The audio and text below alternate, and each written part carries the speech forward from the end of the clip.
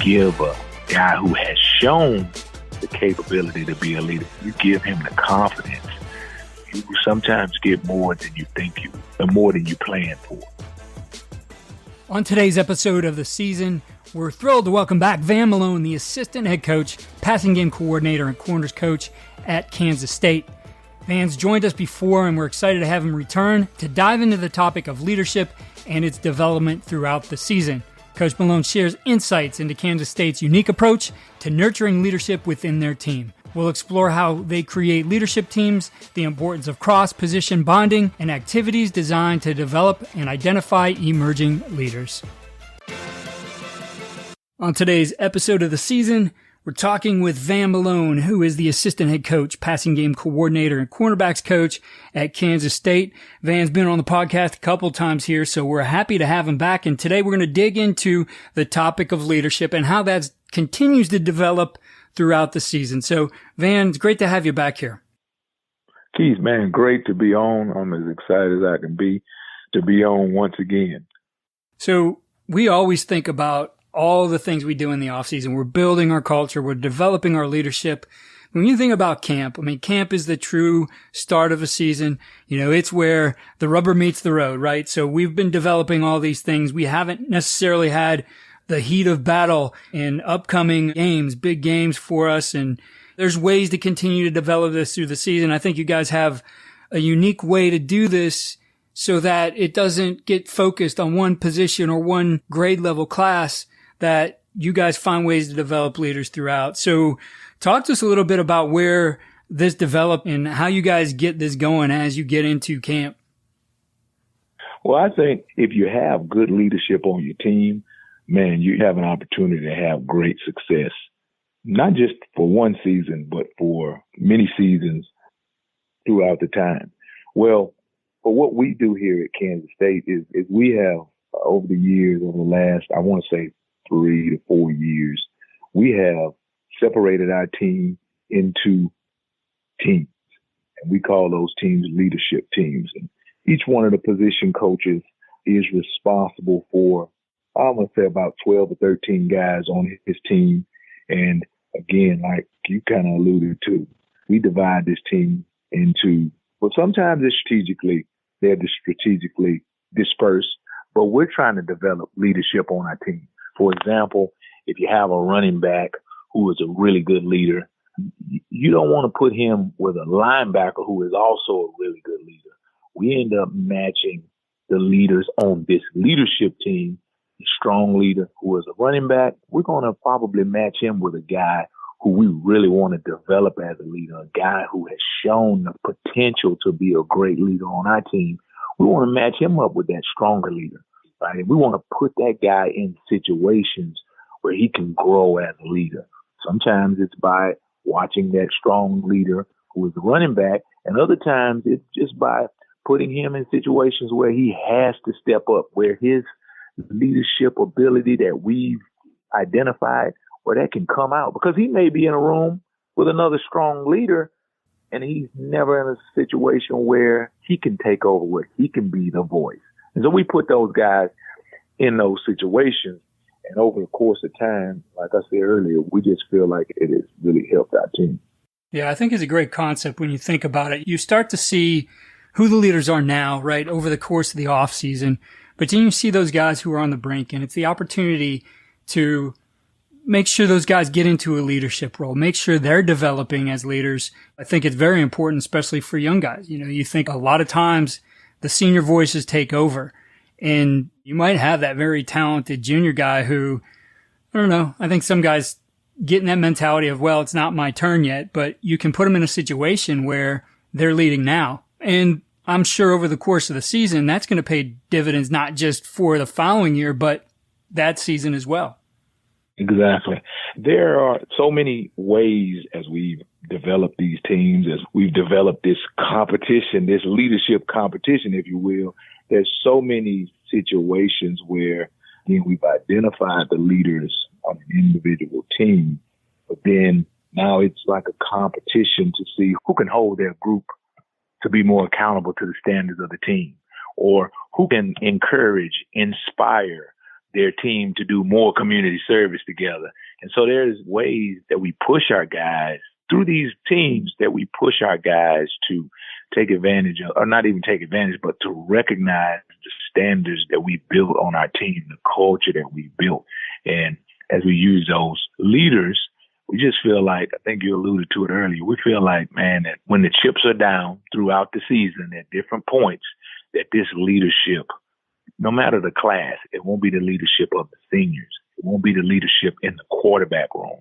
It'll be the leadership of a freshman who's a D lineman, or I heard a freshman linebacker the other day who is one of the leaders on our leadership group, a redshirt freshman. And I heard him encouraging, right? Generally, man, redshirt freshmen on teams, they don't say a whole lot. But when you give a guy who has shown the capability to be a leader, when you give him the confidence, you sometimes get more than you think more than you plan for. I like the other aspect of it, that this goes outside the position group. So you're spending a lot of time with the corners, the defensive backs, as you're developing them through the season, but you're going to have a group that has guys from every position. And I think that helps build the culture of the team. That helps connect people, right? You don't want to just be in that small little bunker with your guys. You want everybody communicating with each other, depending on each other, and seeing that it's more than just your position group. It is truly a team. I have a story, and that really told this story to a lot of people, and it's because I'm a storyteller. So Will Howard was on my leadership team, and it's kind of cool for me that I've had quarterbacks on my leadership team over the last few years. But Will Howard was on my leadership team, and at some point in the season, Adrian Martinez was starting for our team. He was starting quarterback, and Will Howard was on the team. And I remember seeing Will go out on Sundays on the field all by himself and throw the ball into the net, whatever those things, those drills that quarterbacks do. And Will is out there on Sundays, and he was not starting at this moment. And Adrian was. And he was out there, and he was just working by himself at a moment when a guy could be frustrated, at a moment when a guy could be feeling sorry for himself. He was out there working. And I went up to him one day and I said, "Hey, Will, just keep doing what you're doing. A lot of people see you.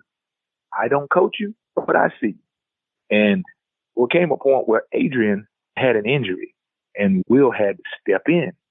And I said to him, I said, "Will, the fact that you've been a good leader all along, by doing your thing, by doing what you were supposed to be doing, by being positive and encouraging and supporting Adrian, now, man, you get an opportunity." And Will ended up winning the Big 12 championship that season. But Will prepared himself, and when his name was called, he was ready to go. It was just a cool moment for when you're in the Big 12 championship, we're playing the bowl game, that I heard Will encouraging and trying to support Adrian, who was recovering from his injury, that he wanted that guy to get an opportunity to play in a bowl game, which he hadn't been able to do. And so it was just a real cool moment. But I think leadership allows that to happen. Developing leadership within your team allows that to happen. Very individual story, but still those things happen on your team. You don't have that character. You don't have that. If you don't have good leadership, if you're not developing those things over the course of the whole year, in my opinion. Yeah, you mentioned to me before we got going that when you look at the leadership here, and when you guys started doing this, the approach is that you could be the thermostat, right? So there's a thermometer and there's the thermostat. The thermometer, you just take the temperature. The thermostat, right, you can control it. You can turn it up. Talk to us a little bit about that idea. Well, I think from a coach's standpoint, there are times, there are moments when you realize that, okay, your team, they can't handle this, right? They're not ready for this. You may, from when you talk about from a leadership standpoint, you may need player X and player Y to be leaders on your team, but they're not ready for it. And so as a staff, you have to step in, right? You have to hold his hand and walk him through it, right? And we talk to our team about this, that when we go out to play, when we are in environments that we're not the team to wait and figure it out, or like the thermometer to check the temperature. We regulate the temperature. We want to regulate it. And as a staff, there may be moments when you have to do that. But the winning teams, the elite level teams, your staff, you can't do it all the time, right? At some point, the team, they have to take over, right? It has to be a player-led team. And that's what Coach Kleiman has always been about, is about the players.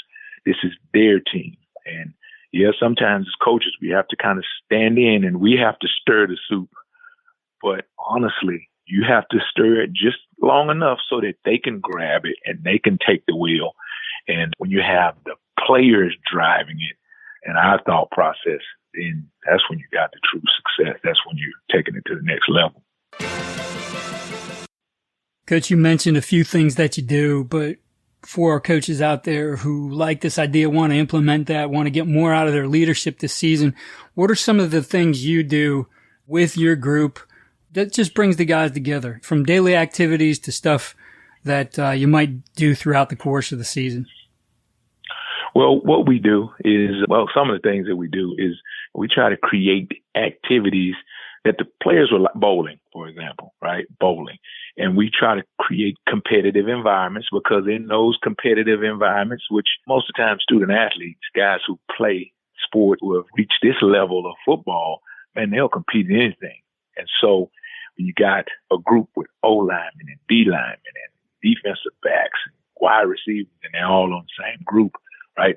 Somebody in that group is strong and powerful. Another guy in that group is really quick. Another guy in that group, he has strengths that the other one, they will not have. And so we try to create those environments, an environment like bowling, right? Or an environment which will be a struggle for many defensive backs, where we got to lift 100-pound plate and take it 50 yards, right? And so the competitive places that we place them, somebody in the group is really going to struggle with it. Somebody else in the group is going to be easy for. And so at that moment, the guy who is commanding this environment, he got to make sure that he helps the one along who can't make it. For example, we had a competition where the smaller, it involved running and changing direction. And well, the smaller guys, man, they ate it up.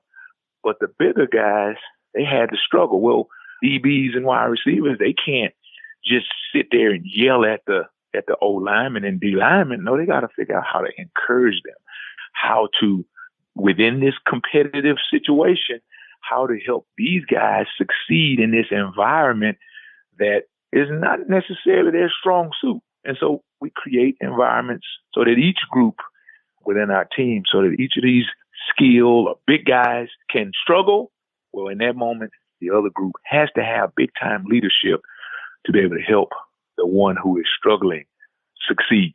And so those kind of environments are what we really major in, is to get people to feel comfortable being uncomfortable. But then we have small group discussions, right? And you can't underestimate the power of, man, just sitting down with your student athletes and just talking to them about, with my group, I have a list of what we call hot seat questions. And so what we'll do is Keith is on our group. And so Keith, you're on the hot seat today. And everybody in the room is given this list of questions. I don't know, it's about 30 questions. And for this moment, Keith, we can ask you anything on this list. And there are questions like, if you could go on a vacation anywhere in the world, where would you go? If you're looking for a wife, what is your ideal wife going to be about? What is she going to look like? What is her personality going to be? What is something you are that you've done in your life that you're really disappointed in? Another question, who is someone on the K-State staff that you really respect and why? And so these questions, they really allow us as the questioners, the people posing the question, they really allow us to dig into who you are, right? What things along the lines of these questions, what things are really important to you? And it's kind of cool because everybody made the agreement, I'm on the hot seat and I can handle anything you throw at me. You know, I'm going to be honest with you and I'm going to give you me and I'm going to give you the authentic me. Twofold, it gives us an opportunity to learn about one another. But then secondly, which is a big point of mine personally, is that it gives the person on the hot seat an opportunity to communicate, right? To communicate his ideas. Because quite often, man, people, for a student athlete, especially elite level student athlete, people are going to put a mic in your face, right? And so that's, for me, that's an opportunity to train you to be able to express your thoughts, but to be able to do it in such a way that people can gain something from it. So those are just a couple of the activities that we use that we believe have helped our team. It just enhanced the culture that we're building. And it's been cool to watch. Coach, I appreciate you sharing this idea here during our season episodes, and certainly best of luck to you and the K-State Wildcats here in 2024. Well, thank you, Keith. I appreciate you for all the work that you do and that you've done over the years. And I also appreciate you, man, for thinking of me and having me on. Here are winning edge takeaways and ideas for implementation. 1. Develop leadership teams. Implement a system where leadership is not confined to a single individual or specific class, but is distributed across various positions and grade levels. This creates a more inclusive leadership culture and ensures that leadership qualities are cultivated throughout the entire team. 2. Encourage cross-position bonding. Foster relationships and camaraderie between players of different positions and grade levels throughout team-building activities. This helps break down silos, encourages mutual respect, and strengthens the overall unity and leadership within the program.